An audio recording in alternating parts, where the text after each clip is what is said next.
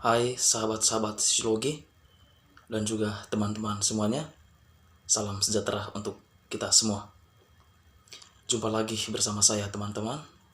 Jadi seperti biasa, di video kali ini saya akan mereview salah satu buku. Tapi di video kali ini saya akan mengambil beberapa poin penting dari buku itu dan saya tuangkan poin pentingnya itu di video kita kali ini. Jadi saya membahas mengenai poin pentingnya saja dari isi buku itu teman-teman. Dan itu saya tuangkan dan saya jelaskan di video ini mengenai beberapa hal dari buku itu. Jadi minggu kemarin tuh kita bahas mengenai korupsi. Tetapi di video kali ini saya lebih memfokuskan membahas mengenai perilaku publik untuk kawasan integritas. Jadi intinya di video kali ini pembahasannya itu lebih menuju ke perilaku publik dalam memupuk integritas atau wawasan begitu. Nah, jadi sebelum kita lanjut ke pembahasan teman-teman, terlebih dahulu izinkanlah saya untuk memperkenalkan identitas saya pribadi. Pepatah mengatakan tak kenal maka tak sayang. Jadi terlebih dahulu saya perkenalkan nama saya dulu. Nama saya Octavianus Randu. Saya mahasiswa sosiologi di Fakultas Ilmu Sosial dan Ilmu Politik, tepatnya di Universitas Nusa Cendana Kupang, teman-teman. Jadi baik teman-teman, ini topik bukunya itu, judul bukunya itu mengenai perilaku publik untuk wawasan integritas. Jadi ada poin penting yang saya mau bahas di sini teman-teman, yaitu menyangkut perilaku. Apa itu perilaku? Terus apa itu integritas? Dan publik, apa itu publik? Nah, tentu kita pernah mendengar teman-teman. Perilaku itu apa? Bagaimana? Publik itu apa? Terus integritas itu yang bagaimana? Nah, di video kali ini saya membahas merangkum beberapa poin penting dari isi buku yang saya telah review.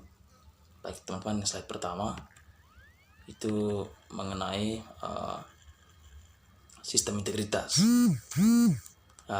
Sistem integritas publik bertujuan untuk menghasilkan keputusan oleh pejabat publik yang sejalan dengan kepentingan umum atau demi masyarakat pada umumnya. Jadi seorang pemimpin itu harus mempunyai integritas, dan integritas itu tentunya untuk membangun semangat dari seorang pemimpin itu untuk rakyat teman-teman. Kalau pemimpinnya punya integritas, tentu dia punya skill atau kemampuan untuk membangun dan mensejahterakan masyarakatnya. Apalah dibuat kalau seandainya pemimpin itu tidak punya integritas sama sekali, atau punya skill atau tidak punya kemampuan sama sekali untuk memimpin masyarakat, untuk mengakomodir masyarakat, untuk mengadili segala sesuatu yang ada di masyarakat. Itu tidak akan maju masyarakatnya. Nah, bagaimana caranya supaya masyarakat itu bisa sejahtera dan bisa makmur? Nah, tentu harus memilih seorang pemimpin yang benar-benar punya integritas atau punya skill atau kemampuan untuk menjadi seorang pemimpin. Begitu. Nah, di sini jadi akibatnya banyak kebijakan integritas berupa secara langsung maupun tidak langsung membimbing dan mengatur pilihan atau perilaku manusia. Terlepas dari ini, perilaku integritas dipandang masih diabaikan dalam pembuatan kebijakan. Jadi dari buku ini mengatakan bahwa perilaku integritas kadangkala diabaikan dalam memperoleh suatu kebijakan. Kadangkala dalam masyarakat yang jadi realitanya itu ada orang-orang tertentu yang mengambil suatu kebijakan tanpa pikir panjang atau memang tidak punya integritas sama sekali dalam mengambil suatu kebijakan itu. Yang berikut teman-teman, dinamika pengambilan keputusan moral. Di kebijakan integritas seringkali didasarkan pada pemahaman bahwa orang akan mengeksploitasi peluang untuk melakukan kesalahan setiap kali keuntungannya bernilai berisiko berpotensi negatif. Namun, dalam kehidupan sehari-hari, moralitas seringkali diperspektifkan sebagai karakter sifat. Ketika dihadapkan pada pilihan terkait integritas, diasumsikan bahwa seorang akan melakukannya berkonsultasi dengan nilai-nilai pribadinya dan bertindak sesuai dengan nilai itu. Memang korup perilaku sering diartikan sebagai perpanjangan dari karakter buruk dari mereka yang terlibat konsekuensi. Jadi buku ini mengatakan teman-teman bahwa memang salah satu atau tindakan korupsi ini merupakan suatu tindakan yang tidak berintegritas, tidak bermoral, tidak beretika, tidak berperilaku manusia. Itu intinya. Jadi apabila pemimpin punya integritas dalam dirinya, maka tentu dia tidak akan melakukan suatu hal-hal yang membahayakan pemerintah, tidak akan melakukan hal-hal yang membahayakan negara, apalagi membahayakan masyarakat. Karena seorang pemimpin itu diangkat untuk punya jabatan atau punya kekuasaan itu untuk kepentingan masyarakat. Tadi dia kedudukannya di sini adalah pelayan untuk masyarakat banyak. Tetapi realitanya ada pemimpin-pemimpin yang malah menghancurkan masyarakatnya. Itu tindakan korupsi. Tindakan korupsi itu sama halnya tindakan membunuh secara halus masyarakat. Pembunuhan itu. Pembunuhan masyarakat, terhadap mental masyarakat, terhadap mental negara. Gitu teman-teman. Jadi di sini tindakan korupsi itu merupakan tindakan yang tidak berintegritas dan tidak bermoral. Yang berikut teman-teman, pilihan moral. Pilihan moral adalah proses yang dinamis. Bukti menunjukkan bahwa individu menyimpangkan pilihan moral mereka dengan terus-menerus membandingkan arus mereka sesuai diri moral dengan titik acuan moral mereka sendiri. Titik acuan moral mewakili tingkat integritas yang dianggap individu dapat diterima secara moral untuk dirinya sendiri. Jika mereka menemukan bahwa tindakan mereka terlalu menyimpang dari titik profesional pribadi mereka, mereka melawan beberapa orang cenderung memiliki acuan moral yang relatif tinggi poin. Sementara orang lain mungkin membiarkan diri mereka bertindak lebih egois. Nah, lanjut teman-teman di slide ini.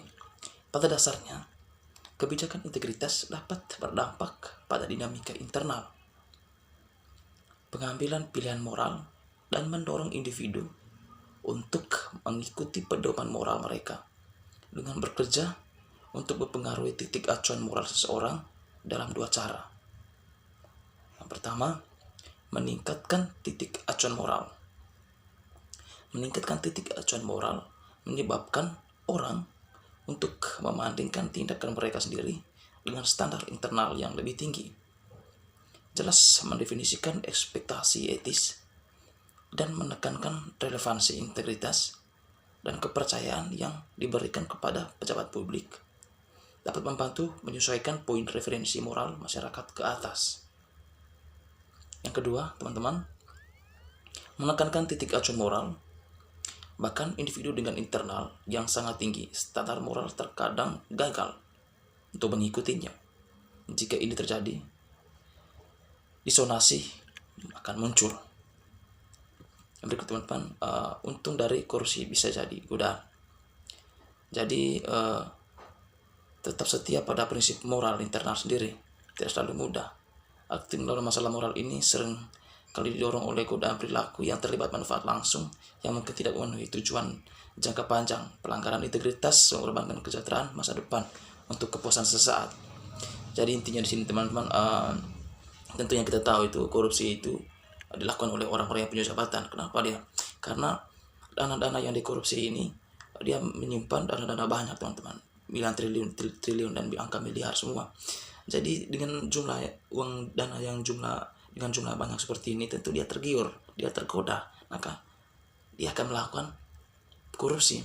Karena pada intinya orang-orang yang melakukan tindak korupsi, pada intinya mereka itu orang-orang yang tidak bermoral, dan bisa dicatat bahwa mereka tidak punya integritas. Bisa dicap seperti itu teman-teman, tidak punya integritas sama sekali dan tidak punya moral sama sekali. Yang berikut, korupsi sering kali terasa seperti kejahatan tanpa korban. Pasti selama ini kita pernah dengar mengenai tindakan korupsi di negara kita teman-teman. Jadi mereka ini melakukan tindakan korupsi dengan jumlah yang banyak sekali. Tentu ini sangat merugikan bangsa, merugikan rakyat tentunya. Kerusakan akibat korupsi seringkali jauh dari pelaku korupsi. Ini membuatnya lebih mudah untuk menolak tanggung jawab dan mengurangi beban moral terlibat di dalamnya korupsi. Selain itu, rasa bersalah menjadikan lebih kecil saat dibagikan. Yang berikut, integritas dalam konteks interaksi sosial. Keputusan manusia seringkali didorong oleh sosial. Motif seperti loyalitas, membangun kepercayaan, membalas budi, atau membantu seseorang dari situasi yang rumit. Orang mengambil keputusan untuk kepentingan terbaik mereka, tetapi mereka juga peduli pada apa yang lain berpikir atau melakukan. Motif sosial bisa mendukung integritas, tetapi bisa juga berfungsi sebagai alasan keputusan korup. Baik teman-teman, mungkin itu saja yang ingin saya bahas di video kita kali ini. Jadi jika ada yang salah, tolong teman-teman jadikan diskusi. Jadi silakan komen di bawah kolom komentar. Jadi semoga video ini bisa bermanfaat bagi kita semua. Atas perhatian dari teman-teman semuanya, saya ucapkan limpah terima kasih. Salam.